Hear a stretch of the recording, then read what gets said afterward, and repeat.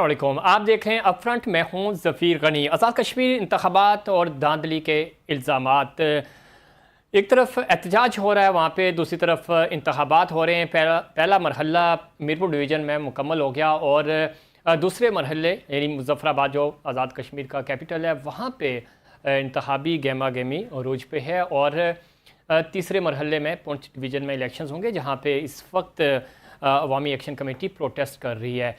पहले मरहले के जो इंतख़ाबात हुए उसके ऊपर धांधली के इल्ज़ामात लगाए जा रहे हैं पाकिस्तान पीपल्स पार्टी की तरफ से, और संगीन नौयत के ये इल्ज़ामात हैं। दावा ये किया जा रहा है कि मुस्लिम लीग नून ने वहाँ पे धांधली की है और जिसके नतीजे में उनको ये नशिस्तें मिली हैं। पहले डिवीज़न की जब हम बात करते हैं पाकिस्तान पीपल्स पार्टी को वहाँ पे शिकस्त हुई, मुस्लिम लीग नून का पलड़ा वहाँ पे भारी है और उसी के ऊपर बिलावल भुट्टो ज़रदारी साहब तनकीद करते हुए नज़र आ रहे हैं। और ये लफ्ज़ी जंग जो है वो दोनों सियासी जमातों के दरमियान ना सिर्फ टॉप लीडरशिप बल्कि सेकंड ईयर और थर्ड ईयर लीडरशिप तक भी यही तनकीदी सिलसिला जारी है। लेकिन ये सब कुछ अचानक कैसे हुआ और जो इल्ज़ामात हैं वो क्यों दोहराए जा रहे हैं इलेक्शन से पहले भी और इलेक्शन पहले डिवीज़न मरहले यानी मीरपुर डिवीज़न के बाद भी ये बातें हो रही हैं। बिलावल भुट्टो ज़रदारी साहब आज मुज़फ़्फ़राबाद में मौजूद थे और वहाँ पे उन्होंने पहले जलसे से खिताब किया, फिर वहाँ आज़ाद कश्मीर के जो प्रेसिडेंट हैं पार्टी प्रेसिडेंट उनके घर पे कन्वेंशन से भी खिताब किया। इल्ज़ामात हैं पाकिस्तान मुस्लिम लीग नून के ऊपर कि ये नस्ल दर नस्ल धांधली की पैदावार है। पहले वज़ीर आज़म यानी नवाज़ शरीफ साहब जब वज़ीर आज़म बने, असगर अली खान केस की सूरत में IJI उस वक्त बनी और उस वक्त बैसाखियों के ज़रिए ये इक़्तिदार में आए। और तीसरी दफ़ा जब वो वज़ीर आज़म बने 2013 में, तो उस वक्त ये RO के इलेक्शन से मुंतखब हुए। इसी तरह मरीम नवाज़ के तनकीद करते हुए उन्होंने कहा कि वो CM बनी चोरी के मैंडेट से, फॉर्म 47 का जो मैंडेट है वो लेकर ये CM बनी है और ये नस्ल दर नस्ल धांधली की पैदावार हैं। दूसरी तरफ मुस्लिम लीग नून भी पीछे नहीं है, वो तनकीद कर रही है पाकिस्तान पीपल्स पार्टी के ऊपर। और उन्होंने ये बात कही कि ख़ुद मरीम नवाज़ ने कहा कि ये पाकिस्तान पीपल्स पार्टी धांधली की बात कर रही है, क़यामत कब आ रही है। ये तंज़ था उनका पाकिस्तान पीपल्स पार्टी पे। और उन्होंने साथ ही साथ ये भी कहा कि आपके पास चूँकि कारकर्दगी दिखाने के लिए कुछ नहीं है, आपने कश्मीर क्या सिंध में कुछ नहीं किया, इसलिए आप कश्मीर में भी कुछ बताने के काबिल नहीं है और यही वजह है कि आप इल्ज़ामात लगा रहे हैं। दूसरी तरफ चार्जशीट पेश की है उज़मा बहारी ने पाकिस्तान पीपल्स पार्टी के हवाले से कि उन्होंने पूरी सिंध में कोई ऐसा मॉडल नहीं है जो कश्मीर लेके जा सकें, जो बात कर सकें। यही वजह है कि वो सिर्फ तनकीद के ऊपर ही गुजारा कर रहे हैं। दूसरी तरफ उन्होंने कहा कि बिलावल ने किसका गला पकड़ा था जिसके ऊपर उनको रातों रात माफ़ी मांगना पड़ी और वो रात को सो भी नहीं सके, सोने से पहले उनको वापस पाँव जोड़ने पड़े, हाथ जोड़ने पड़े, माफ़ी मांगनी पड़ी। ये मामला क्या है, इन तमाम इशूज़ पे बात करेंगे और ख़ास तौर पे कश्मीर में अमन अमान कैसे बहाल होगा। पैनलिस्ट हमारे साथ मौजूद हैं जनाब डॉक्टर आसिफ बाजवा साहब, सीनियर रहनुमा है मुस्लिम लीग नून के। बाजवा साहब खुशामदीद कहते हैं आपको शो में। बहुत शुक्रिया जी। उनके साथ मैं पाकिस्तान पीपल्स पार्टी की नुमाइंदगी करेंगे जुल्फ़िकार अली बद्र साहब, सीनियर रहनुमा हैं पाकिस्तान पीपल्स पार्टी के, सीनियर सियासतदान हैं, उनको भी खुशामदीद कहते हैं। बाजवा साहब, ये मामला क्या है, इलेक्शंस आते हैं और तनकीद शुरू हो जाती है। वैसे अगर हम देखें बड़ी फ्रेंडली अपोजिशन रही थ्रू आउट, एक दूसरे को सपोर्ट भी करते रहे। कश्मीर के इलेक्शंस पहला मरहला मुकम्मल हुआ, उसमें अक्सरियत आपके पास आई, आप इलेक्शन जीत गए। लेकिन आपके ऊपर तनकीद कर रहे हैं बिलावल भुट्टो ज़रदारी साहब कि ये तो नस्ल दर नस्ल धांधली का ही सहारा लेते आए। उनका इशारा था कि नवाज शरीफ साहब जब पहली दफ़ा वज़ीर आज़म बने तो असगर अली केस का सहारा लिया उन्होंने और उनको मैंडेट मिला। जब वो तीसरी बार प्राइम मिनिस्टर बने तो भी उनको RO ज़्यादा इलेक्शंस का सहारा मिला। उनकी बेटी मरीम नवाज़ की तरफ उनका इशारा था कि वो खुद फॉर्म 47 की पैदावार है। तो क्या मामला है, अचानक सब कुछ कैसे हो गया? आपका बहुत शुक्रिया, आपने मुझे वक्त दिया। गुजारिश इस तरह है कि मैं ये समझता हूं कि जब आप एक ही पॉइंट के ऊपर 2 या 3 किस्म की राय देंगे और वो दोनों एक दूसरे से डिफरेंट होंगी तो आपकी बात को लोग एक्सेप्ट नहीं करेंगे। मिसाल के तौर पे चौथी दफा मेरा ख्याल है ये कंसेक्टिवली सिंध में पाकिस्तान पीपल्स पार्टी की गवर्नमेंट है और तीसरी दफा KP में PTI की गवर्नमेंट है। 13 में भी बनी और 18 में भी बनी और 22 में भी बनी और आज अब ये चौथी दफा, ठीक है जी। तो जिस सूबे में जिस पार्टी की गवर्नमेंट होती रही है या है, वहां पे फॉर्म 47 नहीं है जी जी, वहां पे फॉर्म 45 है। यानी वो कहते हैं कि ये इलेक्शन दुरुस्त है। मतलब केपी में पीटीआई कहती है कि ये इलेक्शन दुरुस्त है, लेकिन फेडरल गवर्नमेंट में जहां उनकी गवर्नमेंट नहीं बनी वो कहता है कि नहीं ये फॉर्म 47 है। इसी तरीके से पाकिस्तान पीपल्स पार्टी जी कराची में कहती है कि ये बिल्कुल दुरुस्त है, लेकिन फेडरल गवर्नमेंट में ये फॉर्म 45 नहीं है, फॉर्म 47 है।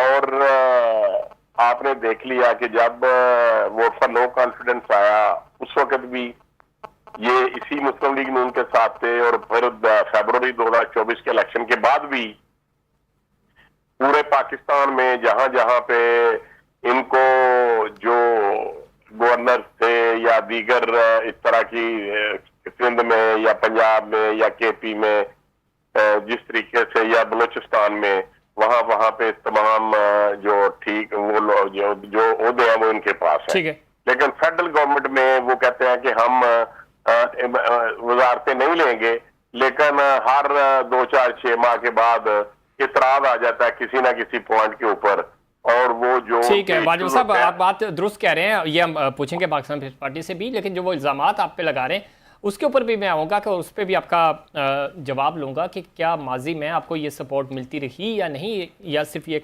सियासी इल्ज़ामात ही हैं।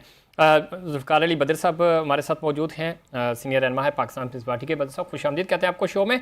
किस तरह देखते हैं, तनकीद हो रही है कश्मीर के इलेक्शंस अब पसे पर्दा रह गए हैं, दोनों बड़ी लीडरशिप आमने सामने हैं और इल्ज़ामात की भरमार है। आज मरियम बीबी ने कहा कि पाकिस्तान पीपल्स पार्टी धांधली की बात कर रही है, क़यामत का वक्त कब आ रहा है, उन्होंने तंज किया। और साथ ही साथ उज़मा बुखारी साहिबा कह रही हैं कि रियासत से बिलावल भुट्टो साहब को शिकवे थे, फिर यू टर्न लिया, पहले माफ़ी मांगी, पहले बयान दिया, गला पकड़ने की कोशिश की, अब आप पाँव पकड़ रहे हैं। ये मामला है क्या, ये अचानक क्या कुछ हो गया और क्यों बिलावल भुट्टो जरदारी साहब को और किससे माफ़ी मांगनी पड़ी? बिस्मिल्लाहिर्रहमानिर्रहीम। बहुत शुक्रिया स्पीकर साहब, आपने अपने प्रोग्राम में मुझे इनवाइट किया। कि ये माफ़ी वाली बात का तो मुझे पता नहीं कि क्या माफ़ी है, क्या मामला हुआ, लेकिन उस्मा बुखारी साहब तो आपको पता है कि हमारा उनसे बड़ा इज्जत का ताल्लुक है। वो पहले नून लीग में होके नवाज शरीफ साहब और मरियम बीबी के बारे में भी यही बातें करती थी, और आज वो PMLN में है तो इन्होंने पीपल्स पार्टी की लीडरशिप के बारे में ये करनी है, कल को किसी और पार्टी में जाएंगी तो किसी और के बारे में करती होंगी। तो उनकी बात का हमें बुरा नहीं मनाना चाहिए। बात यह है कि जो मरियम बीबी ने बात की तो उन्होंने कहा कि पीपल्स पार्टी जो है वो मास्टर है रिगिंग की। तो मुझे तो ये उनकी गुफ्तगू सुन के हंसी आई कि मरियम बीबी को शायद 1990 असगर खान केस का फैसला भूल गया है, और उनको 1990 के इलेक्शन भूल गए हैं, 1997 के इलेक्शन भूल गए हैं, और फिर उसके बाद 2013 के इलेक्शन, 2024 के इलेक्शन को मेरे ख्याल से भूल गई हैं, क्योंकि 2-2.5 साल इस इलेक्शन को भी हो गया है कि जिस तरीके से गवर्नमेंट चल रही है। देखिए, हम एक तो बड़ा इम्पोर्टेंट जो चीज़ है कि सियासत के अंदर जातियात को और इखलाकियात का दायरा छोड़ना नहीं चाहिए। हम मियाँ साहब की भी बड़ी इज्जत करते हैं, मरियम बीबी की भी बड़ी इज्जत करते हैं, पर इसका मतलब ये नहीं है कि हम माजी की चीज़ें भूल गए हैं या जो असल फैक्ट्स हैं उसको भूल गए हैं। सियासत हमें आज भी याद है, और हमें ये भी याद है किसने कहाँ से सियासत शुरू की और कहाँ से जो है 9 तारे बने, कहाँ से जो जजों को करप्ट किया गया, कहाँ से जर्नैलों को करप्ट किया गया, कहाँ से ब्यूरोक्रेट्स को करप्ट किया गया, कहाँ से पूरी पॉलिटिक्स को करप्ट किया गया, और कहाँ से जो है बिजनेसमैन को करप्ट किया गया। तो हम इसकी डिटेल में मैं नहीं जाना चाहता, मैं सिर्फ याद कराना चाहता हूँ जुल्फ़िकार बदर साहब, आप दुरुस्त कह रहे हैं, मैं भी इसके ऊपर जाना तो नहीं चाहिए, लेकिन आपकी दोनों की लीडरशिप यानी नून और PP की टॉप लीडरशिप ये बात कर रही है। लेकिन बदकिस्मती से हम ये समझ रहे थे या सोच रहे थे कि शायद माजी से सबक सीखा गया होगा, लेकिन नहीं सीखा गया और वही चीज़ आज रिपीट होती हुई नज़र आ रही है। अदरवाइज़ मुझे और आपको आज इस प्रोग्राम में और बाजवा साहब को डिस्कस करने की ज़रूरत नहीं थी ये सारी बातें। देखिए शफीक साहब, असल इम्पोर्टेंट इशू क्या है? असल इम्पोर्टेंट इशू ये है कि अगर पाकिस्तान पीपल्स पार्टी ने 1990 का इलेक्शन उनको हरा दिया गया, पीपल्स पार्टी को 97 में एक सीट भी नहीं मिली जी, 2002 में एक सीट से जमाली साहब को बनाया गया, पैट्रियट में 11 बंदे पीपल्स पार्टी के डाल के पीपल्स पार्टी को गवर्नमेंट नहीं बनाने दी गई। 2008 के इलेक्शन में भी 2 ताई अक्सरियत जो है वो उसको रोक दिया गया, बीबी को जब शहीद किया गया। उसके बाद अभी भी 2024 का इलेक्शन है, उसके अंदर भी पीपल्स पार्टी की बहुत सारी सीटों को मनूवर किया गया और 1,000 500 वोटों से हरा दिया गया। तो बात कहने की सिर्फ ये है कि पाकिस्तान पीपल्स पार्टी की बड़ी मैच्योर और बड़ी जो है काबिल लीडरशिप है और बड़ी मैच्योर लीडरशिप है। वो ये बात को समझते हैं कि इस मुल्क का जो इस्तेकाम है, मुल्क का जो दिफा है, वो जमहूरियत को मुस्तहकम करने में है, पार्लिमानी निज़ाम को मजबूत करने में है। और हमें जिद की सियासत नहीं करनी, हमें एहतजाज की सियासत नहीं करनी, लेकिन अगर कोई गलत काम करे उस पर आवाज जरूर उठानी है। तो अगर हम आवाज उठा रहे हैं कि आज रिगिंग हो रही है, या गिलगित बल्तिस्तान के इलेक्शन में बिलावल भुट्टो जरदारी साहब ने आवाज उठाई थी, तो उसके ऊपर बहुत सारी जो लोकल इंतजामिया है और जो इलेक्शन को मनूवर करना चाह रहे थे, उन्होंने थोड़ा बैक फुटिंग ली। यहाँ पे भी इलेक्शन कमीशन ऑफ पाकिस्तान को कहा गया कि आपने ज्यादती की है, या आप प्रॉपर इलेक्शन मैनेज नहीं कर रहे, या कोई इलेक्शन को रेक किया गया, कुछ सीटों के रिजल्ट चेंज किए गए, कोई रोके गए। तो इसके ऊपर बुराई नहीं है, मैं समझता हूँ कि इसके ऊपर तमाम फैसला करने वाली कुव्वतें, तमाम political forces, political party, stakeholder, civil society, इनको बैठ के सोचना चाहिए कि आज जो मामला हो रहा है, इससे पहले ही कितना अनरेस्ट है पूरे मुल्क के अंदर। इंटरनली आप बहुत सारे चैलेंजेस से गुजर रहे हैं, बलूचिस्तान के अंदर, केपी के अंदर, आजाद कश्मीर के अंदर। तो हमें इस चीज को एड्रेस करने की जरूरत है, ना कि एक नई चीज को उजागर करने की जरूरत है। बिल्कुल ठीक कह रहे हैं जुल्फिकार भुट्टो साहब, चुके इसी चीज को हाईलाइट किया है और इसी चीज को कहा है कि आप किसी एक पार्टी का एजेंडा फॉलो ना करें। स्टेट को बोला है, तो उन्होंने कहा कि आप स्टेट का एजेंडा फॉलो करें। आप ये देखें इलेक्शन को ये जुल्फिकार भुट्टो साहब आप आ गए ना उस पॉइंट पे, मैं भी यही पूछ रहा हूँ कि ये बेहतर चलेगी। जब आप रियासत को ये बात कह रहे हैं कि रियासत फैसला करे, तो आइन और पार्लियामेंट तो मजबूत नहीं हो रहा, आप तो फिर तो ये सारे रियासत का हिस्सा है ना। जुडिशरी जितने लोग बैठे हुए हैं जो डिसीजन मेकर हैं, चाहे वो अदालत में बैठे हैं या पार्लियामेंट में बैठे हैं या ब्यूरोक्रेसी में बैठे हैं या एस्टेब्लिशमेंट में बैठे हैं, जितने लोग, ये सारे लोग मिलके जो है रियासत बनाते हैं। एग्जैक्टली यही वो पॉइंट है। लेकिन क्या ये अच्छा हो कि ये पार्लियामेंट के फोरम के ऊपर आके बात हो, और आप जो जिसके लिए जद्दोजहद आपके वालिद साहब भी करते रहे डेमोक्रेसी के लिए, उसकी सुप्रीमेसी बहाल हो, यहाँ पे नहीं होती, लेफ्ट राइट हो रही होती है, फिर जाहिर है उस चीज का इम्पैक्ट भी नहीं आता, फिर इदारे मजबूत नहीं होते। सफीर साहब आप बात को थोड़ा सा समझें यार, पॉलिटिकल पार्टीज ही बड़ी वीक हो गई हैं, पॉलिटिसाइजेशन का अमल ही खत्म हो गया है, ग्रास रूट से लोग उठना खत्म हो गए हैं, माफिया और कार्टल्स में आके कब्जा ग्रुप आके बैठ गया है।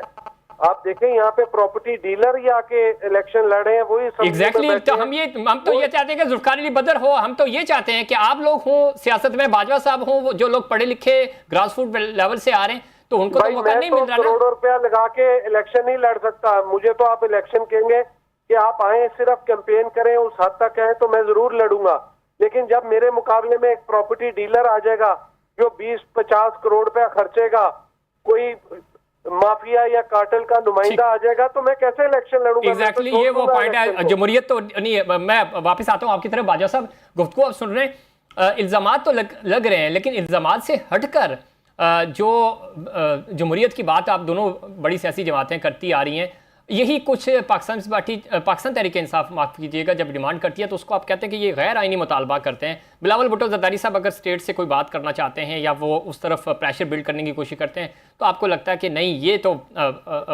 आइन और उससे हटकर है, ये जमहूरियत है, तो ये चीज़ अलग क्यों? पाकिस्तान तहरीक इंसाफ भी तो यही कहती थी कि असल फैसला साज जो हैं वो आके फैसला करें, हम आप लोगों से क्या मुज़ाकरात करें? बाजवा साहब मैं और आप भी जुल्फिकार इफ्तार बदर के साथ एक टॉक शो में बात कर रहा था और मुझे बहुत खुशी हो रही थी कि ये एक बड़े अजीम बाप के बेटे हैं।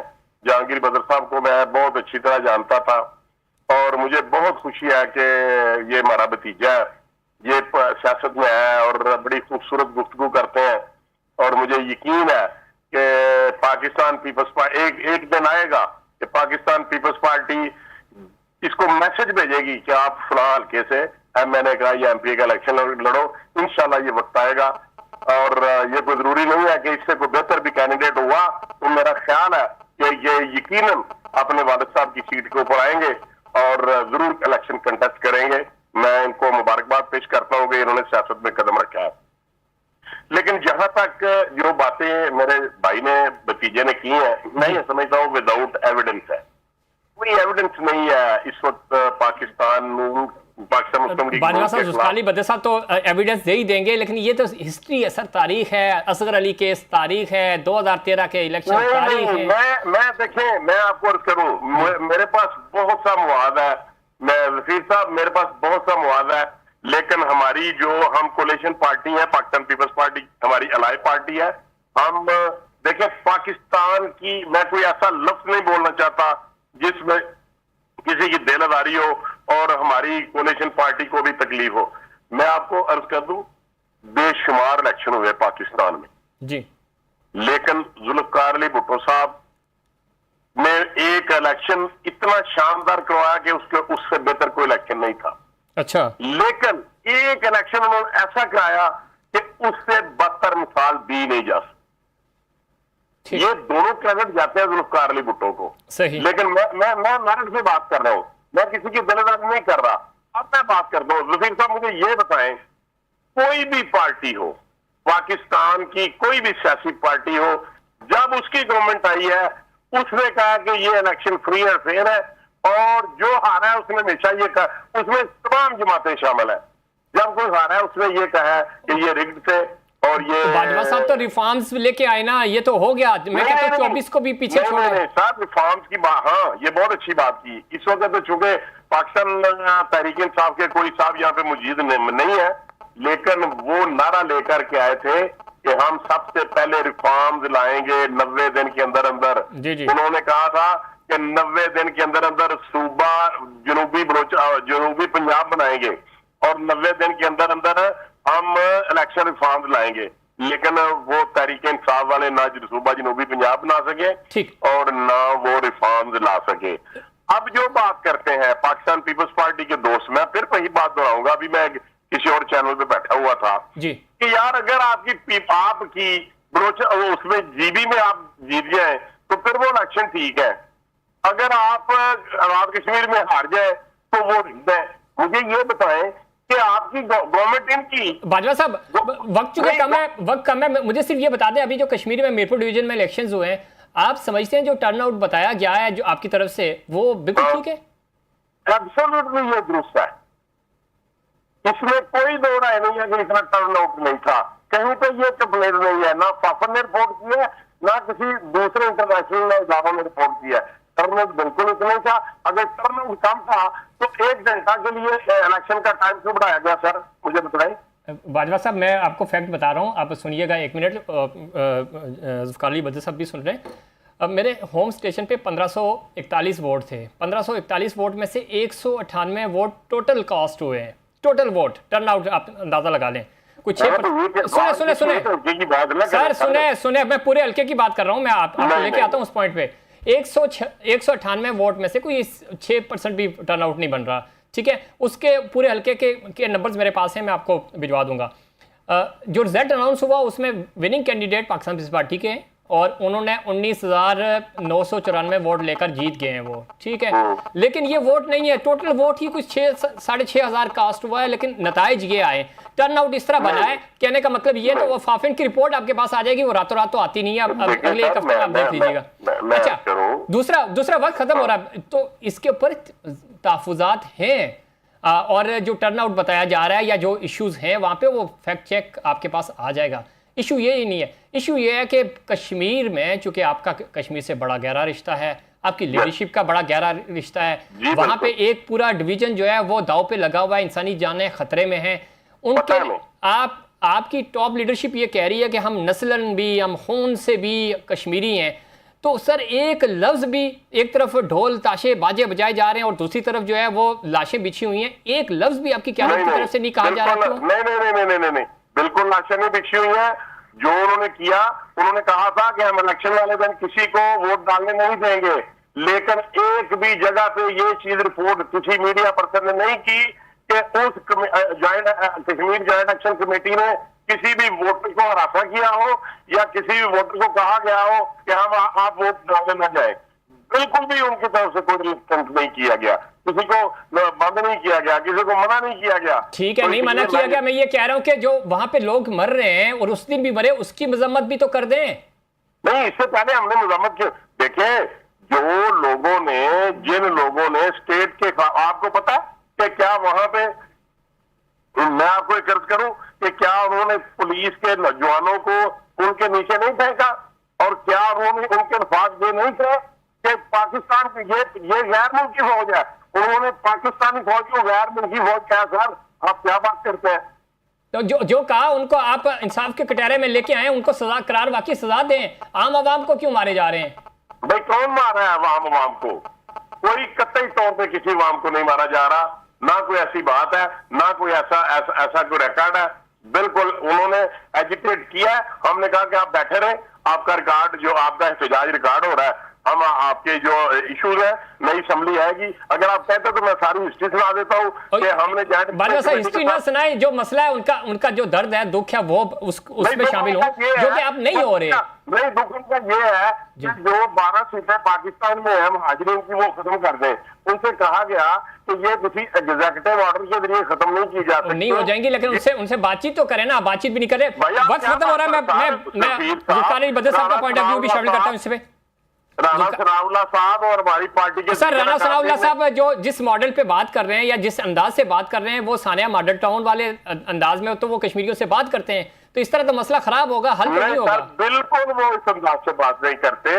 वो बड़े धीमे लहजे में बात करते हैं और बड़े स्ट्रांग आर्गूमेंट और स्ट्रांग एविडेंस के साथ बात करते हैं, और कभी भी उन्होंने ऐसी बात नहीं की कि कोई किसी को इश्तिहाल अंगेजी दिलाई जाए या किसी को वो कत्ल। वो गवर्नमेंट के नुमाइंदे हैं, गवर्नमेंट के मिनिस्टर हैं, वो बड़े एक्सपीरियंस। यही मैं कह रहा हूँ ना, आप हुकूमत रियासत अपर हैंड होती है, आप मुजाहिरीन से बात करते हैं, उनको डील किया जाता है, उनको फील नहीं किया जाता। सर, आपके पास रिकॉर्ड है, जी, आपके पास रिकॉर्ड मौजूद है। हम उनके साथ तमाम पार्टियों को साथ लेके पाकिस्तान पीपल्स पार्टी की मुज़ाकरात में शामिल। ठीक है, मैं वाजा साहब का पॉइंट आ गया। जुल्फ़िकार अली भुट्टो साहब, कश्मीर से आपका और आपके वालिद साहब का बड़ा गहरा रिश्ता रहा और बड़ी कुर्बानियाँ भी, और आपकी जो जुल्फ़िकार अली भुट्टो साहब का विजन था कश्मीर के लिए 1000 साल लड़ना, कश्मीरी वहाँ पे प्रोटेस्ट कर रहे हैं, आम आवाम वहाँ पे प्रोटेस्ट कर रहे हैं, उसमें अगर कोई शरपसंद हैं तो उनको करार वाकई सज़ा दी जा सकती है। लेकिन उनके साथ आपके चेयरमैन साहब ने ख़त भी लिखा, जवाबन ख़त भी मिला उनको। उससे पहले आपके जो इस वक्त प्राइम मिनिस्टर हैं कश्मीर में, उन्होंने मुज़ाकरात भी किए, और अचानक ये सब कुछ हो गया। उन लोगों के लिए कोई एक लफ्ज़ नहीं, उनसे कोई बातचीत नहीं हो रही, इंसानी जानों का ज़िया हो रहा है, यही शर्ग है जो कटती जा रही है। क्यों इतनी मुजरमाना खामोशी है इसके ऊपर? देखिए, इसके अंदर साहब दो चीजें हैं। एक तो ये है कि जो लोग सियासी मकासद के लिए एहतजाज कर रहे हैं, उनके साथ बिल्कुल बातचीत करनी चाहिए, और इन लोगों के शवाहिद मौजूद हैं कि इन लोगों को कोई फॉरेन फंडिंग हो रही है या इनको कोई दुश्मन मुल्क सपोर्ट कर रहा है, उनकी निशानदेही करके उनकी तो मिसाल कायम करनी चाहिए। इसके ऊपर बिल्कुल भी 1% भी कोई रियायत गुंजाइश नहीं होनी चाहिए। लेकिन जहां तक बात है सियासी एहतजाज की या सियासी मकासद के लिए, तो मैं समझता हूं कि ये दोनों साइड पे है, हमारी सियासी पार्टियों को भी, आजाद कश्मीर और वफाकी हुकूमत जो पाकिस्तान की है उनको भी, और जो लोग एहतजाज कर रहे हैं उनको भी, दोनों को भी इस तरह का सोच लाके टेबल पे बैठ के मामलात को तय करना चाहिए। क्योंकि ये ब्लैकमेलिंग या कोई जोर आजमाई करके मामलात करके ये रियासत को कमजोर करने वाली बात है, आजाद कश्मीर को कमजोर करने वाली बात है, पाकिस्तान के मसाइल को मजीद उजागर करने वाली बात है। इससे चीजें कमजोर होंगी। पाकिस्तान पहले ही बड़े मसाइल में गिरा हुआ है। तो इसमें दोनों जो तरीकाकार है उसको ऑप्ट करना चाहिए कि जो लोग बातचीत करना चाहते हैं उनके साथ बातचीत होनी चाहिए। और जो लोग निशानदेही करें, क्योंकि आपको पता है कि आजकल जो इंटेलिजेंस है वो इतनी नेक्स्ट लेवल पे चली गई है, आपको पता चल जाता है कि कौन लोग इन्वॉल्व है फंडिंग के अंदर, उनकी निशानदेही करके उनका कला कमा करना चाहिए, बिल्कुल ऐसे ही है। मिसाल कायम करनी चाहिए। ये ठीक कह रहे हैं आप, लेकिन जब वफाकी वज़रा की तरफ से इस तरह के बयानात आते हैं तो वो जलती पर आग का काम करते हैं, तो उससे तो नुकसान होता है। दूसरा ये कि आपकी लीडरशिप भी कश्मीर में मौजूद है, मुस्लिम लीग नून की लीडरशिप भी वहाँ पे पॉलिटिकली एक्टिविटीज़ कर रही है, तो क्या वजह है कि एक स्टेज से एक पैगाम तक नहीं जा रहा कि ठीक है हम आपकी बात सुनेंगे, हम आपके पास आ रहे हैं, किसी डेलीगेशन को, ठीक है टॉप लीडरशिप नहीं जा रही, किसी वक्त को भेज के उनसे बात की जाए ताकि मामला ठीक हो सकें। ये खित्ता अमन चाहता है, बड़ी मुश्किल से हम वैसे ही चारों तरफ से मुश्किलात का शिकार हैं, जिस तरह भी आपने खुद फरमाया। तो इनसे बातचीत करके रियासत हो, हुकूमत हो, ये अपर हैंड होते हैं, आप उनकी दाद रसी करते हैं, आप उनको सुनते हैं, तो आधा गम तो वो आप सुनेंगे तो वो वैसे ही खामोश हो जाएंगे। आप उनको 2-4-6 महीने का टाइम दें, उनके जो जायज़ मुतालबात हैं वो पूरे करें, और जो लोग इन्वॉल्व हैं, जिनके पास जो कि सबूत हैं एजेंसीज के पास, उनको आप लटकाएं, वो सारे लोग उनका साथ देंगे कि हाँ वाकई में ये हमारे साथ भी गद्दारी कर रहे थे और ये इस खित्ते के साथ भी। देखें, ये जो आपकी बात है ना, इस बात से मैं सहमत हूँ कि वफाकी वुज़रा जो है, एक जो लहजा है और रवैया है ना, ये बड़ा मैटर करता है।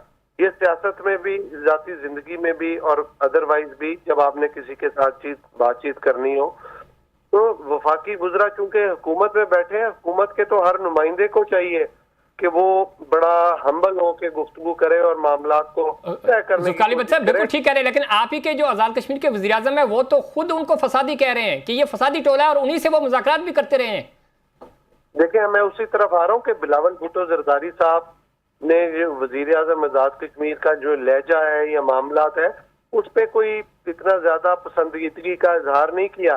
तो बिलावल साहब खुद आए, उन्होंने मैसेज दिया, उनसे बातचीत की, मैसेज भी भिजवाया, मैसेज आ भी रहा है, और गुफ्तगू का दरवाजा अभी तक खुला हुआ है और बातचीत जारी है, और उसके अंदर कोई दरमियाना रास्ता निकाला जा रहा है। और बिलावल साहब इसकी भरपूर कोशिश कर रहे हैं कि आजाद कश्मीर के इन लोगों के साथ बैठ के मामला का कोई हल निकाला जाए, कोई लॉन्ग टर्म परमानेंट सोल्यूशन निकाला जाए, ना कि इसको वक्ती तौर पे एड्रेस किया जाए, क्योंकि मामला सिर्फ इलेक्शन की हद तक नहीं है, इलेक्शन के बाद भी चीजें आगे चलनी है। ये मामला हम मुतहम्मिल नहीं है, पाकिस्तान या आजाद कश्मीर मुतहम्मिल नहीं है कि इस तरह के एहतजाज वहाँ पे होते जाए। बिल्कुल ठीक कह रहे हैं।